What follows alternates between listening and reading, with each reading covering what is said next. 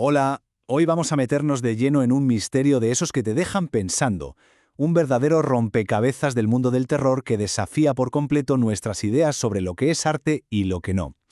Venga, vamos a sumergirnos en este caso tan curioso. Y para empezar, esta cita de Lovecraft le viene, vamos, como anillo al dedo, porque el caso de Sardonicus no va solo de una historia de miedo, va mucho más allá.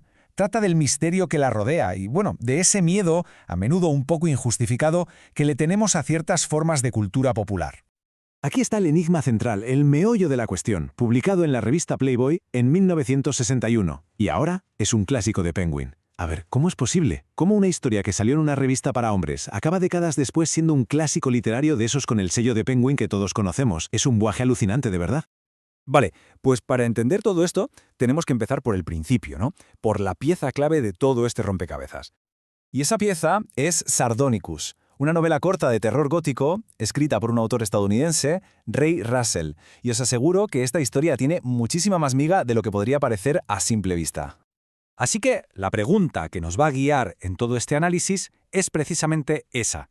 ¿Cómo narices una historia de una revista popular acaba convertida en un clásico literario? Y ojo, que la pregunta no tiene una respuesta fácil, ¿eh? Pero al intentar responderla vamos a aprender un montón sobre cómo funciona la cultura, sobre qué consideramos arte y, sobre todo, cómo algunas obras, simplemente rompen todas las reglas. El primer gran problema, el primer muro con el que nos topamos para resolver este misterio es la malísima fama que siempre ha tenido el género de terror. A ver, seamos sinceros. El terror casi siempre se ha visto como algo de segunda, ¿no? Un pasatiempo un poco vulgar, entretenimiento para pasar el rato. Siempre ha estado ahí esa división un poco tonta entre la alta cultura y la baja cultura.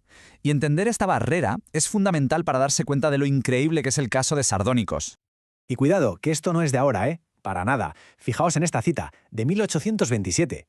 Una enciclopedia de la época ya decía que el terror era una clase de composiciones aburridas que solo le gustaba a la gente joven. Hace casi 200 años. Es una percepción que ha arrastrado el género durante siglos, una auténtica losa. Pero aquí es donde la cosa se pone de verdad interesante. ¿Y si esa mala fama es totalmente injusta?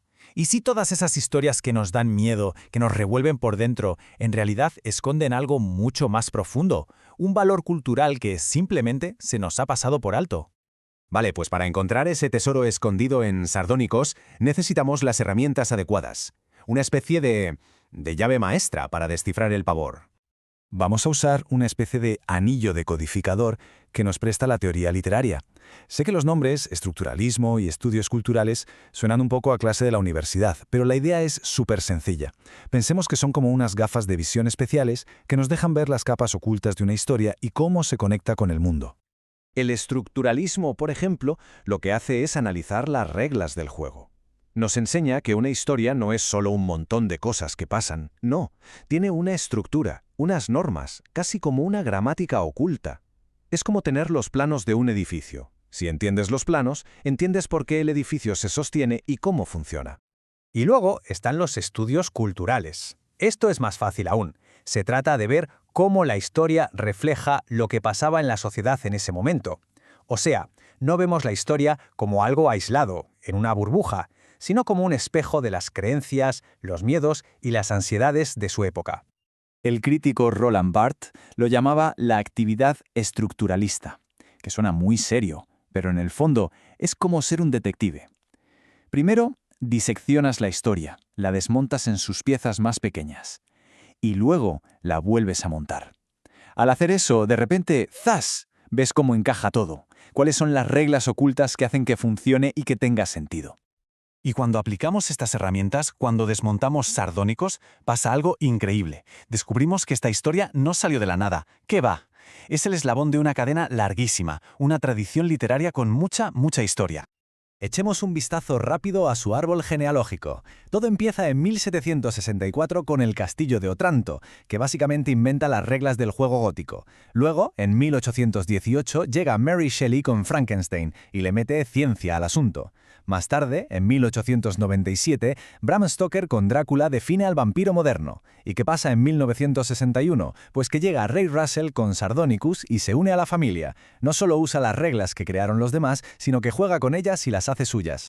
Vale, tenemos todas las piezas sobre la mesa. El origen humilde, la mala fama del género, las herramientas para analizar. Es el momento de juntarlo todo y resolver por fin este misterio. Y cuando lo vemos todo con estas gafas especiales, la cosa cambia por completo. Sardonicus ya no es solo una historia de miedo para pasar el rato, se convierte en algo mucho más grande. Un texto cultural súper importante que crea comunidad y que se mete en una conversación sobre nuestros miedos más profundos. Y es que, al final, el terror perdura por algo. ¿Por qué? Pues porque hace cosas que otros géneros no hacen. Crea comunidades de fans súper fieles, lo que llamamos seguidores de culto. Se convierte en una fuerza que va a la contra, que desafía lo correcto. Y lo más importante, abre debates que son necesarios, aunque a veces sean incómodos. Y ahí, justo ahí, está la respuesta a nuestro enigma. ¿Por qué Sardónicos dio ese salto increíble? Pues porque hubo gente, esa comunidad de culto, que supo ver más allá, que entendió que no era solo una historia de Playboy, vieron lo que era de verdad, una obra maestra del terror gótico conectada con siglos de tradición y que hablaba de los miedos humanos de una forma simplemente brillante. Ellos fueron los que la elevaron. Y todo esto nos deja con una última pregunta en el aire, para que le demos una vuelta. Si una historia de una revista como Playboy pudo acabar siendo un clásico, ¿qué cosas de hoy en día, cosas que ahora mismo consideramos baja cultura, acabarán siendo los clásicos del mañana? ¿Los videojuegos? ¿Los memes? ¿Algún género musical que ahora nos parece una tontería? La historia de Sardonicus lo que nos demuestra es que esas fronteras que ponemos entre lo importante y lo frívolo son mucho más débiles de lo que nos gusta creer.